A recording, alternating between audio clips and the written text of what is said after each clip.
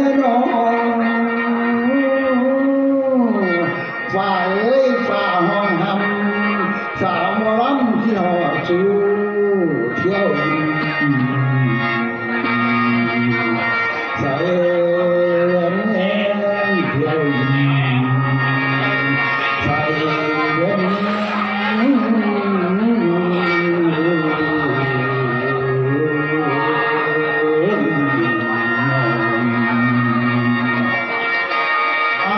จนกว้างแล้วพ้นน้ำเดินสั่นท่านั้นนี่ที่ทอดเสียงกองขมุงน้ำสัททั้งพวงใจเรื่องอย่างนี้โชคกับบทพวกคุณแม่พวกคุณพ่อสาวกุศลเทียนบุญที่ไม่หวังแต่หนุนท่าไว้กวง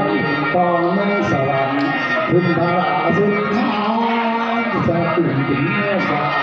ผู้มาทำสาวนี้จงเที่ยวจงประจงมาเมืองใส่กาลายการพ้อยให้ใบยาหน้าโยคายแม่เบียดยันเก็บหัวเราเปลี่ยนไหนยังคงแม่ตองคุณก็รอมาตรงเอาตุ่มนอนฟังโทษละพันทางหลายเขาอันนี้สงเทียนคุณแม่จนพระองค์สันติต่อโทษเพียงเจ้า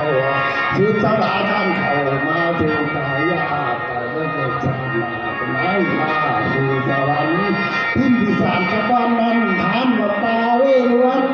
เป็นวิหารารามเจริญโทษเจ้า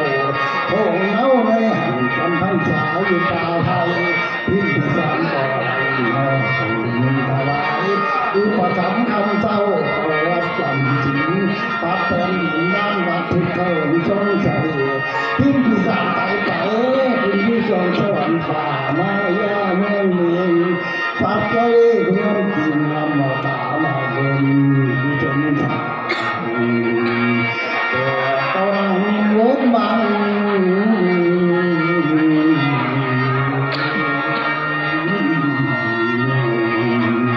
มีพานั่งก้มจุดยิ่งผ่านหูจุดยิ่งสิ่งอะไรคือสิ่งภาวนาที่ทำเอาสิ่งหาที่ยาไรท่านทำไมคือไม่ถูกว่าใครจะทำท้องทำมาตาสงสารไปมันโอ้โหโทษสันติ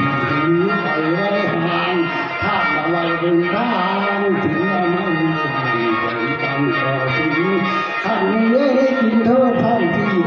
ตอนของสุกรวันท้องทรงขับเรือปั่นหนีกันเท่าทวนในท้องจะรู้เรือและกินทั่วเนื้อให้องค์พุทธเจ้าที่ทรงเราโอ้น้อพ่อเอ๋ยท่านเราอย่างไม่สังสีตอนเมื่อสุกรมือของท่านเลยองค์พุทธเจ้าที่ก่อนให้กินเป็นราของเฮาจูนีผ่านเขาอย่าได้มีใจเศร้าน้ำเฮาเดือดทานจะกินทาน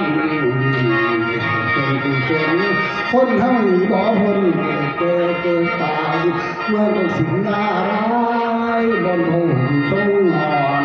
ท่ามที่ย้อนสุดท้ายไม่ยืนทรงนั้นจงมาเป็นจางรักท่าเนี่ยเลยแม่ผมจะต้องจากงานเองสังฆทาได้เวลา